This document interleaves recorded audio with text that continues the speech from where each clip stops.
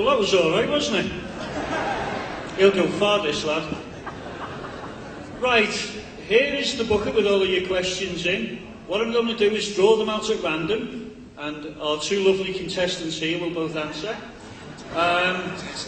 What I will do is, every time I read out your name, would the questioner please wave, just to prove that they're genuine questions, okay?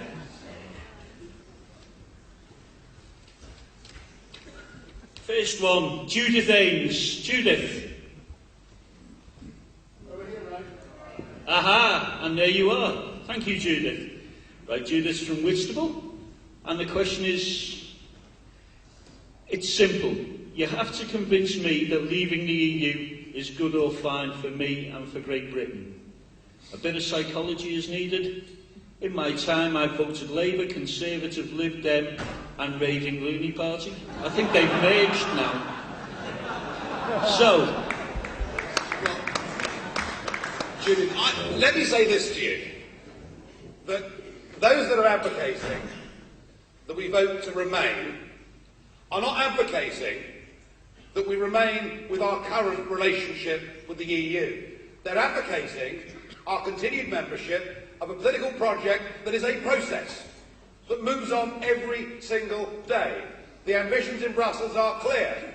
They're building a United States of Europe.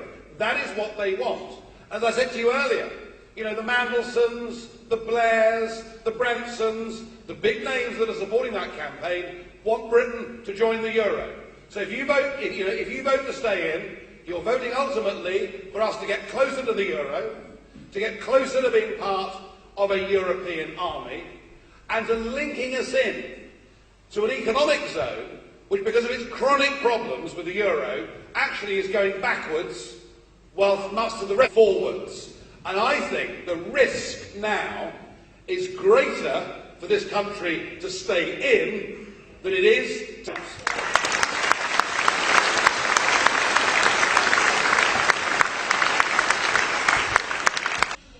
Well, do you know what? You were one of the clever ones. You saw through it. But I bet there's a few people here who... I mean, my parents both voted. My parents both voted yes, because they believed what they were told. You know, they're busy running their lives. They didn't have time to read the Treaty of Rome. So those of you that voted no, hurrah, well done. And let's just help us to make sure this time we're in the majority.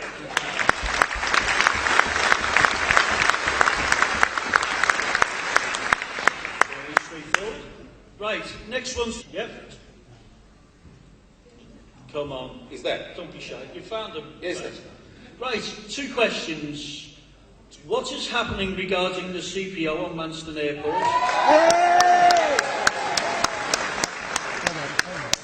And also, why is it possible to find houses for migrants? What's happened to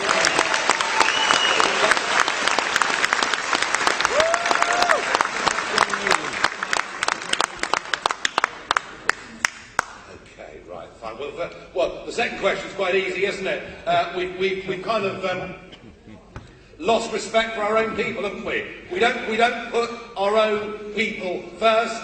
Hence, in my speech, I said, you know, we have 1.8 million people now on the social housing list. So we've got our priorities wrong. It's as if we're almost become ashamed of putting Britain and British people first, and actually, that should be the first duty of government. All right?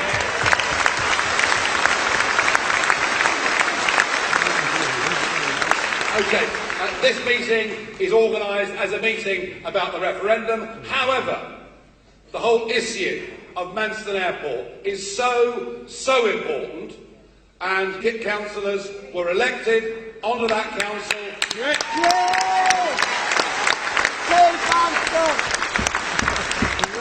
to say we would do everything reasonable we could within our powers to give Manston Airport a chance. You know, and 100 days have gone by, and lots of negotiations, and people want answers. And I think the best thing I can do is, in fact, to give the stage for a second to Chris Wells, the leader of Thanet District Council, to tell you where we are with that process.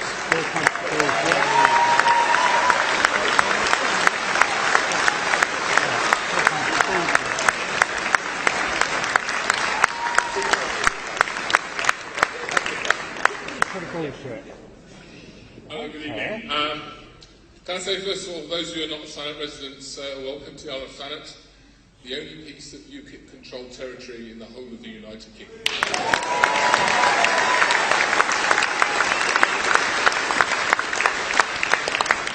And yes, I shall try and be as brief as we can. We were elected on a manifesto which included a pledge to do everything we reasonably could, as quickly as we reasonably could, to put a CPO in place for Manston Airport. We became, legally, the controlling group on the 21st of May. We had an extraordinary meeting that same evening to say we were ready and willing to ask the Cabinet to look at re-evaluating the decision made in December 2014. There followed a number of meetings that led to the 14th of July Cabinet meeting, which said we were now ready to begin the process of actually reviewing the situation of having an indemnity partner whose job it is to pay the bills. Over the course of the summer, some of those negotiations went a little awry. There was a genuine misunderstanding between the two sides as to what the financial information required was, and that financial information was not the financial information that we were expecting, that our legal advice said we should have. Just in the last few days, we have had further face-to-face meetings with River Oak, which have actually resulted in a press release this morning that says that in future, to avoid misunderstandings, public and press comment on this issue will be done jointly as an agreed statement between the potential indemnity partner and ourselves. The first of those went up today in Britain and America simultaneously. Over the next 30 days, we're expected to have a number of meetings to thrash out the outstanding issues. At the end of that time, we will end that press blackout and be ready to move forward as soon as we can solve those one or two remaining problems.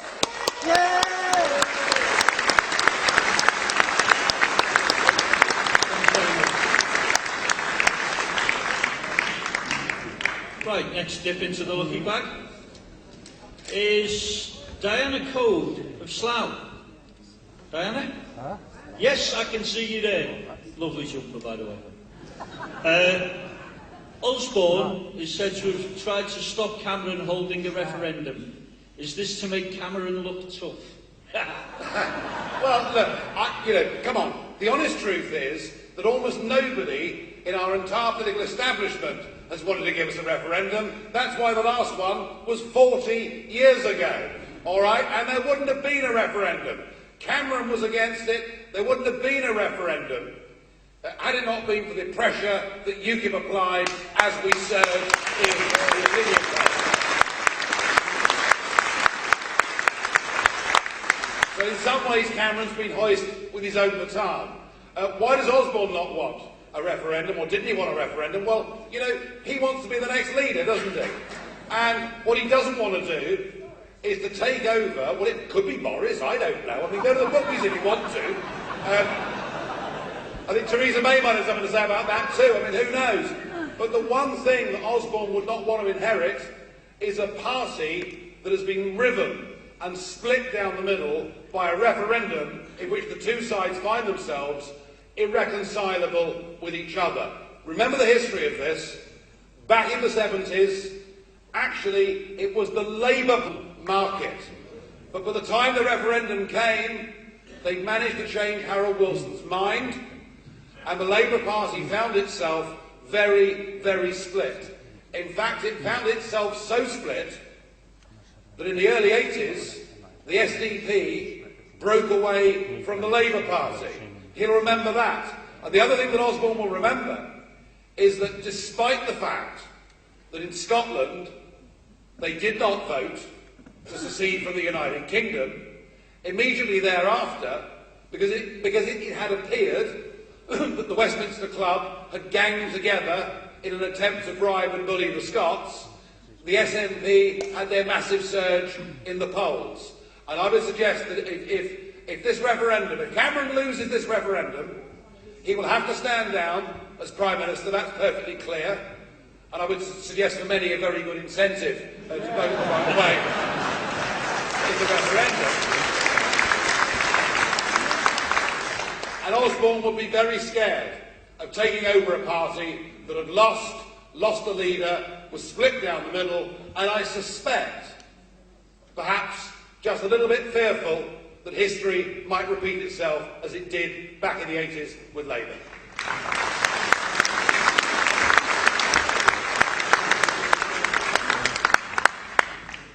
Rightio. We have Rob Hammond of Binchington. Rob? It's not my fault you can't write. It's just a Scouse accent, honestly. Employ anyone nowadays. Right, the question is, will there be any fines or legal penalties from leaving the EU? Will there be any fines or penalties from leaving the EU? No, there won't be any fines. Will there be any penalties? Well, that's what Lord Manson and co say. They say if we weren't part of the EU, they put tariffs on our products.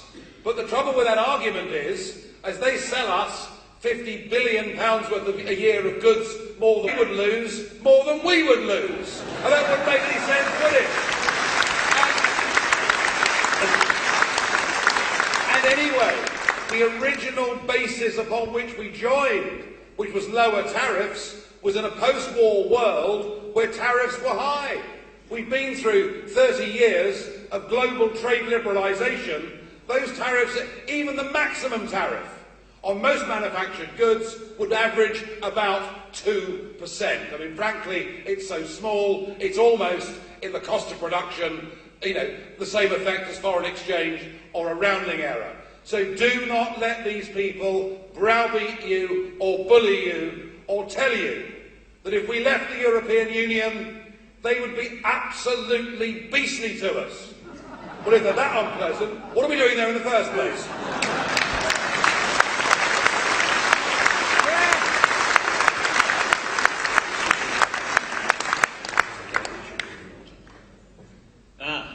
Victor Webb. Vic, there you are. When will we put to the public the disgraceful treaties which have been signed by both Conservative and Labour governments and require Cameron to answer for them? Look, there's no point going back into the history of this. It's important to understand, as I say, the sheer deceit from Heath onwards. It's important to understand that, and to understand that at each successive treaty, we frankly haven't been told the truth. I remember the day that the European Constitution was put together in 2004, and I went to the press conference, and there was Giscard d'Estaing saying, with this document, the European Union becomes a global superpower. And on the same day, in the House of Commons, the Europe Minister, Peter Hain, was asked about the Constitution and said it was just a tidying up exercise. So, we've been used to being lied to, we've been used with each successive treaty and surrender of our sovereignty being told, don't worry, it doesn't matter. But there's no point back trading. We are where we are. We have a referendum. We have an opportunity to take on a political class and a corporate business class that is now defending a model that is 50 years out of date. It's out of date, it's run by tired, unelected old men, and we can do so much better as a self-governing, global trading nation. Let's be positive, because that's the way we're going to win.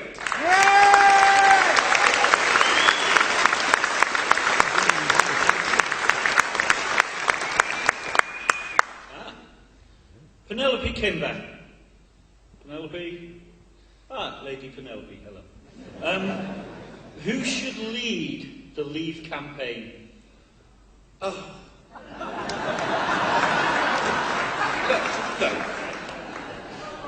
We keep being asked this. Well, it won't be David Cameron, that's for certain. I don't know the answer to that. I mean, what is going to happen is there will be a designated group, all right, for the Yes campaign and the No campaign. The designated group for each will be an umbrella group of some kind. It won't be any individual political party. It'll be up to the official or spokeswomen are. at the moment, neither side really has a clue. So I don't know how that's going to work. There are two competing camps going. It's very healthy and very good.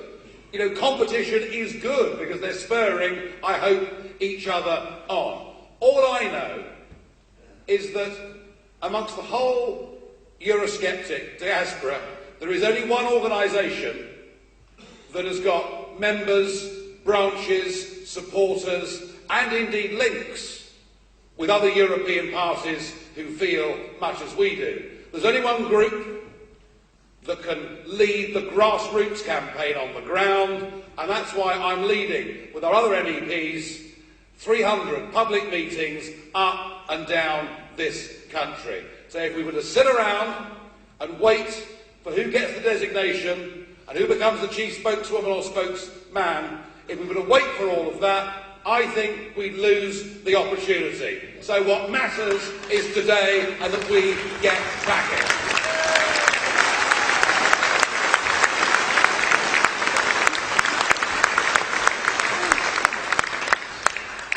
Right, next one from Arthur Campbell-Walter. Arthur? No? Yes? No, I can't see that far. I need better glasses. I'll trust you. What are your views on identity cards? And Diane, I think this may be one of yours. I'd be delighted to take that question. Thank you, Ray. How do you feel, ladies and gentlemen, if you're forced to take an ID card? How do you feel about that? Because go back to some of the points that I made in my opening speech. That's exactly the sort of harmonisation that the EU model wants to take us to. And of course they've got this lovely digital strategy at the moment, whereby they want to take technology and actually move it out in terms of health records, passport control, driving licences. Well, the problem is the EU has never launched any major project that's been a success. And it's just like the UK government with its IT projects. You find me one that's been a success.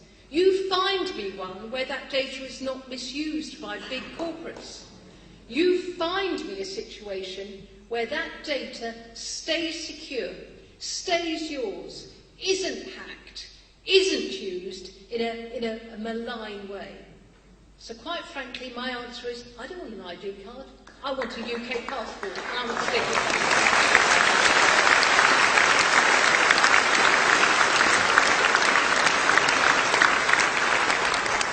It's not just Nigel who can do the good answers, is it?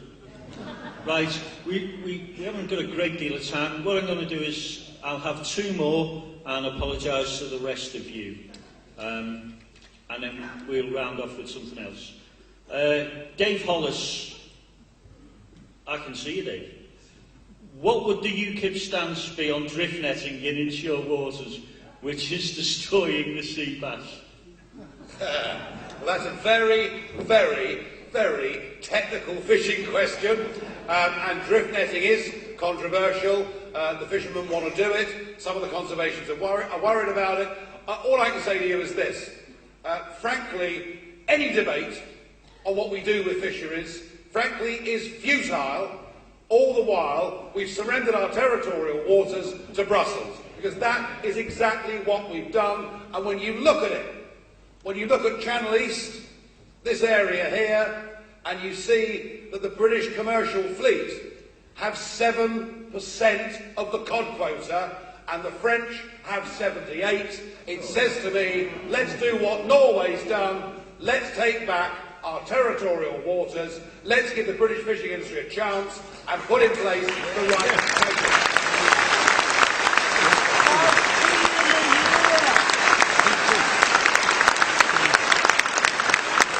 Can I just add a little bit to that, Dave, seeing as I'm our fishery spokesman, when Nigel isn't being it. The sea bass population has mostly been destroyed by French pair trawling. 10 years ago, the UK government stopped pair trawling by the British fleet. They went to the French and went to the Commission and said, we've stopped it, what will you do about it? And they said, well, it's more for the French then, isn't it? So, there we go.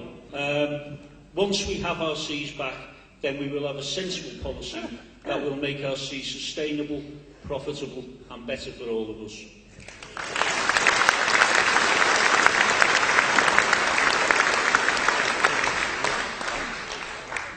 Right, Peter, who doesn't appear to have a surname, he's You're the Peter in Cliftonville, are you? You're not just making it up. Right. What can we do to keep the EU out of influencing the vote, as they did in Ireland? Spoke about Perda before, and what funding measures can we look forward to? Well, this is our last one, is it? This is our last right, okay. The last hurrah, Peter from Cliftonville. The answer is very, very little. One of the things that will be discussed and debated maybe tonight or tomorrow in the House of Commons is they want to try and get these Perda rules, this idea there should be neutrality from the government in terms of what they say and what they spend for the last month or so. That sounds fine and dandy, but I remember, because I'm a veteran of EU referendums. In fact, when the Irish had their first referendum, even saying that's disgusting, isn't it? Because if you vote the wrong way, they often make you vote again. And I remember the first Irish referendum on the Lisbon Treaty, and our group of MEPs intervened. We put a leaflet out to every house in Ireland, and they voted no, and the Irish Prime Minister, the Taoiseach, in Bedoyle the next day said Nigel Farage has hijacked Irish democracy. And I was pretty pleased about that. So, you know, you always get other voices. But the problem is this. When the second referendum came, when I got to Dublin Airport and I drove into the centre of the city, virtually every single billboard that had been taken was paid for by the European Commission. And whatever Parliament says, as members of the European Union, their law is superior to our law, and I would expect that they are going to spend a lot of money in the last month of this campaign to try and persuade us to stay part of it. After all, we do directly enrich them, don't we? However, if you have got a losing argument, it doesn't matter how much money you spend, because you've lost the debate. And that again is why this meeting today matters. It's why this campaign matters. It's why ultimately whoever does get the no designation we will work with, and why as these meetings go on I'll be very happy if Labour politicians or Conservative politicians want to come on this platform and share these meetings with us. We must forget about left and right, but we must think about right and wrong. We must do that.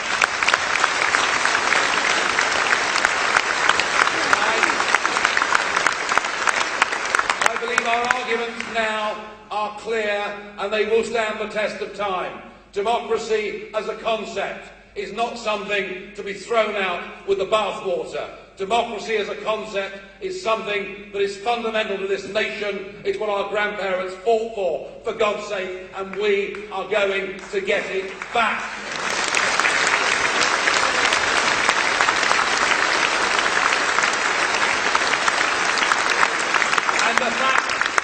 And the fact that we should control our own borders and be a lot better off as a nation for doing so is, I think, now unarguable and agreed by the vast majority of British people.